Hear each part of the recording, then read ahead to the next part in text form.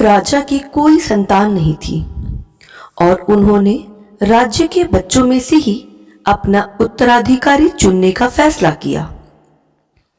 एक दिन गांव के सभी बच्चों को बुलाकर एक बीज दे दी और कहा, इन बीज की ठीक से देखभाल करना और इनका पूरा ध्यान रखना तथा 6 महीने बाद अपने गमले के साथ मेरे पास फिर आना।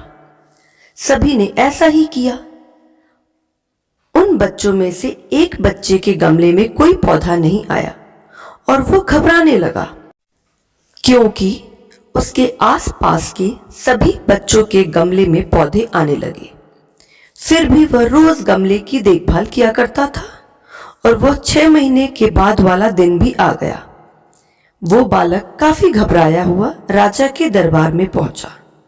सब बच्चों के गमले में पौधे, फूल और फल थे, लेकिन एकमात्र वही बच्चा था जिसका गमला बिल्कुल खाली।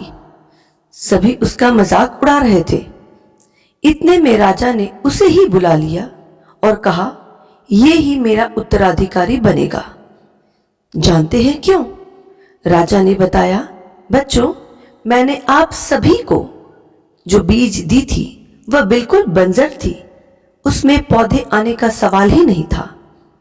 आप सभी ने दूसरी बीज लगाई।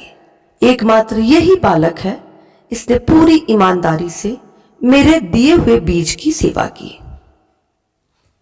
एक अद्भुत गुण हम सभी के अंदर है और उसके कारण हम लोगों से अलग महसूस करते हैं और हमारे प्रति लोगों की धारणा भी बदल जाती है।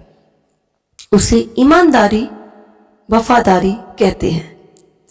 ईमानदार और सच्चे दिल वाला इंसान स्वयं को सदा हल्का व तनाव मुक्त महसूस करता है। आप सभी ने गैस के उड़ते हुए गुब्बारे तो जरूर देखे होंगे। जरा सोचिए, क्या गुब्बारा अपनी बाहरी बनावट के कारण ऊपर उठता है? बिल्कुल नहीं। अपने गुब्बारे के अंदर के गैस के कारण ऊंचाई पर जाता है। इसलिए एकांत में बैठकर अपने आप को भी देखने की कोशिश करें और ध्यान रहे, जीवन में इतना संघर्ष तो कर ही लेना चाहिए कि अपने बच्चों को आत्मविश्वास बढ़ाने के लिए दूसरों का उदाहरण देने की जरूरत ना पड़े। वफादारी और संघर्ष में काफी अंतर है। कई बार हम बहुत वफादार होते हैं, लेकिन जरा सोचिए, आप किसके साथ वफादार हैं? दूसरों के साथ या खुद के साथ? खुद के साथ का मतलब होता है अपनी जरूरतों के साथ। जैसे ही हमारी जरूरतें बदलती है, हमारी वफादारी भी बदल जाती है। हर इंसान चाहता है उसकी तारीफ हो, लेकिन ये इच्छा तो अंतिम संस्कार वाले दिन ही पूरी होती है।